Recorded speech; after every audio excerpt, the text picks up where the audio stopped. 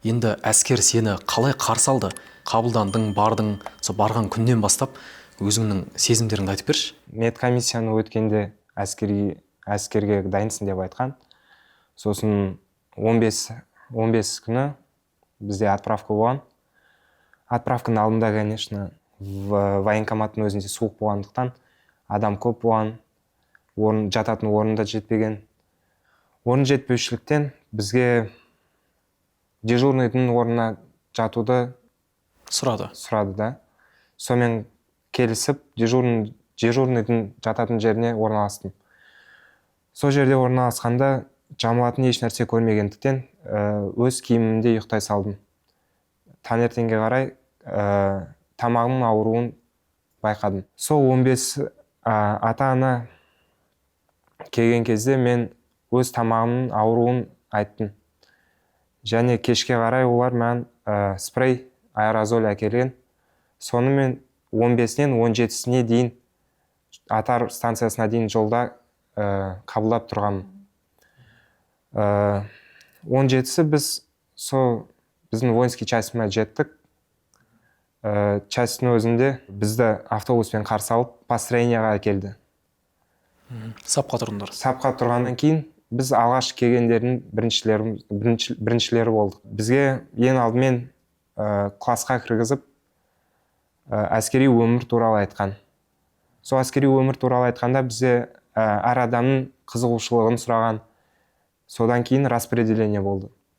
Сол распределенияда бізді 2-ші мотострелковый атқыштар ротасына жіберген. 2-ші мотострелковый ротада біз 2-ші взводта служит еткен. Сол күні біз частьті қарап, жататын орнын бүкілін қарап айналып шықтық. Сосын кешке қарай бізді раздевалкаға қарай апарып, сол жерде бізге әр қайсымызға киім-кешек берген. Бірақ алғашқы кездері маған қиын болған, себебі үйреніп кеткен өмірден басқа бір өмірге жіберіп атқандығы. Адаптация болды. Себебі алғашқы кезде адаптация қиын болған. Әрқашанда сағат 6-та ояну, бір уақытта жүру, әрқашанда маршировать ету, приказға күту, күн распорядка қиын болған. Сонымен қатар климаттың да өзгергені оңай болмаған.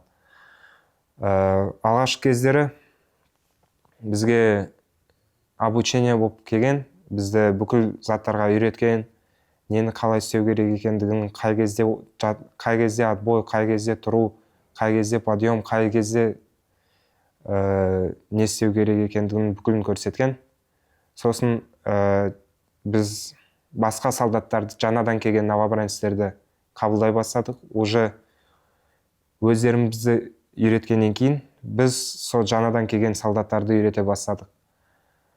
Жалпы алғашқы кездері маған ұнаған, себебі ешқандай қиындық көрмеген, солдаттармен сөйлесу, әңгімелесу, жаңа ортаны табу, оның бәрі де қызық болған. Жалпы осылай бүкіл күндері бірдей болып өткен.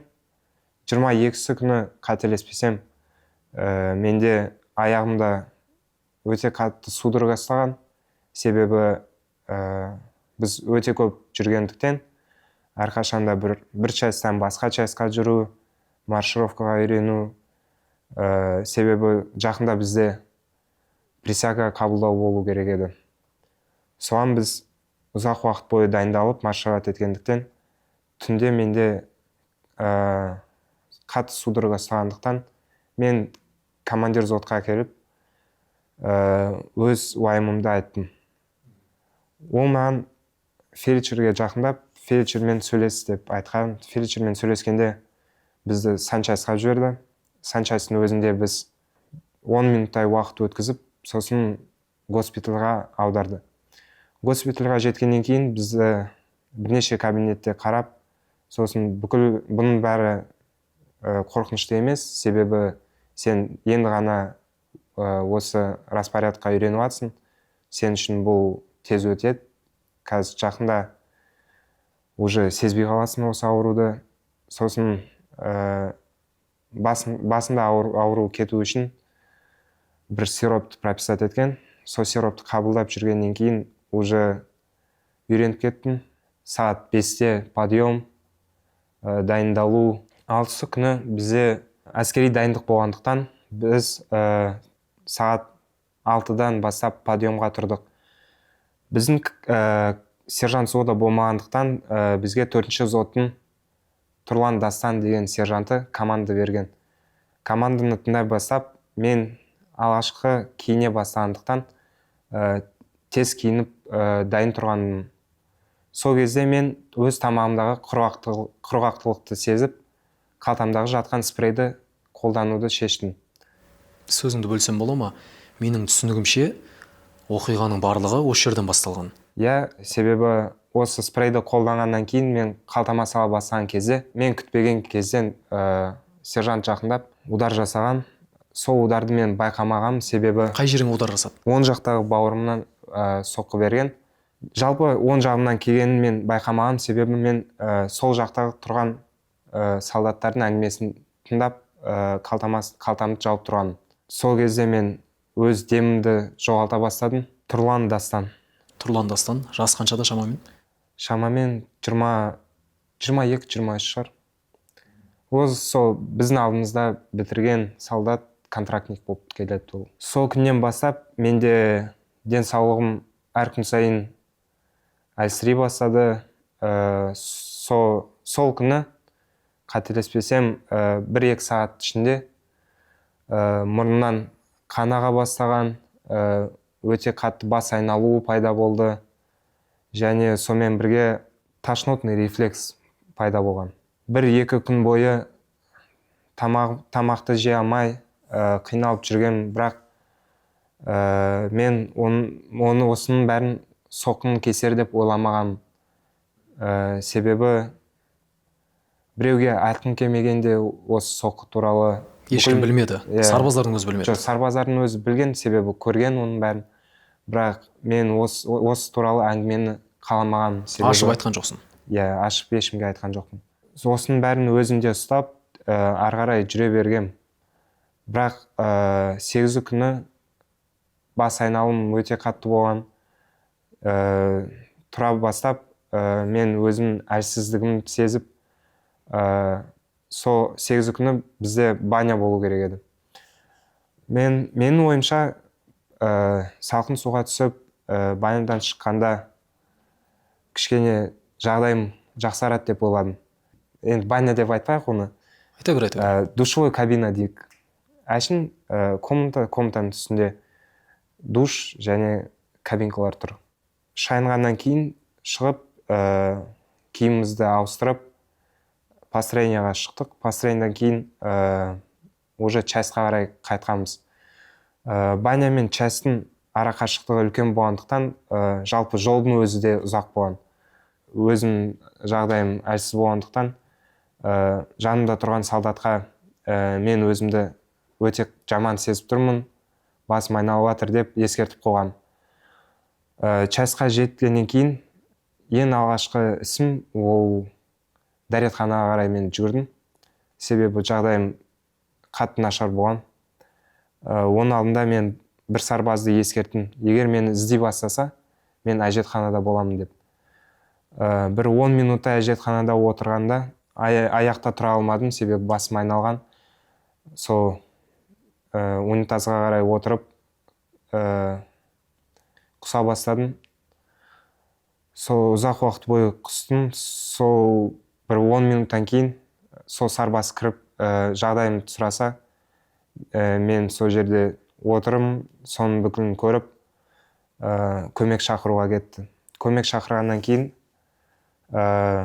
тағы бір сарбаз және де сержант келеді. Сол соққы жасаған Тұрар Дастан сержанты келеді. Екеуі мені скамейкаға қарай отырғызып, скамейкаға отырғызғаннан кейін 1-2 минуттың ішінде аға лейтенант Сейітханов келіп, мен жағдайымды сұрай бастайды. Жағдайды сұрағанда, қазір асханаға барып, содан кейін санчастьқа бар деп айтады. Асханаға жеткенде